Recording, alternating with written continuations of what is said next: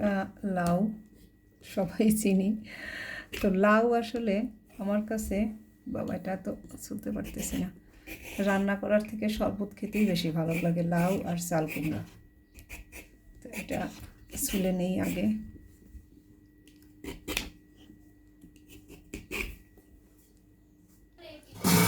এগুলো আমি কেটে নিয়েছি।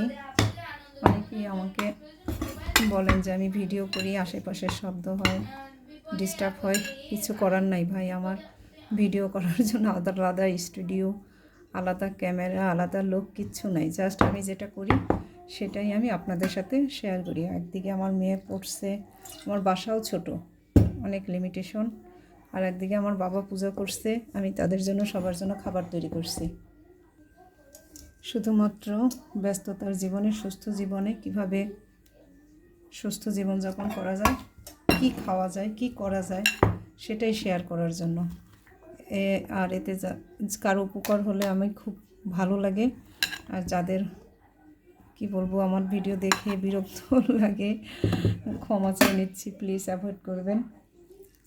কিন্তু এর বাইরে কিছু করার নেই, আমার আলাদা স্পিকারও নেই।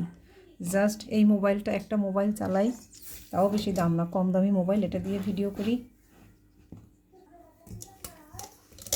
তো এই মোবাইলটা দিয়েই ভিডিও করা, আপলোড দেওয়া, কথা বলা, সব কাজ চলে। একটা কাজ করতে করতে মেয়েকে পড়াতে হয়, মেয়ের পড়া নিতে হয়, সব কাজের মধ্যে আমি যতটুকু করতে পারি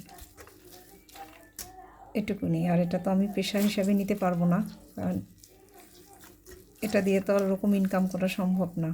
অনেকে হয়তো ভাবেন যে এখান থেকে অনেক ডলার ইনকাম করা যায়, সেটা আমার মতো মানুষের জন্য না। যারা ফানি ভিডিও করে মিলিয়ন ভিউজ হয় তাদের সম্ভব। অনেকে বলেন এগুলো আর ফেলে দেবো, এগুলো আর কী করবো বলেন? এগুলোর মধ্যে না আছে কোনো রস, এগুলো খেতেও কোনো স্বাদ লাগে না। একটা হলুদ দিয়ে দিলাম, একটু মধু দিয়ে দিলাম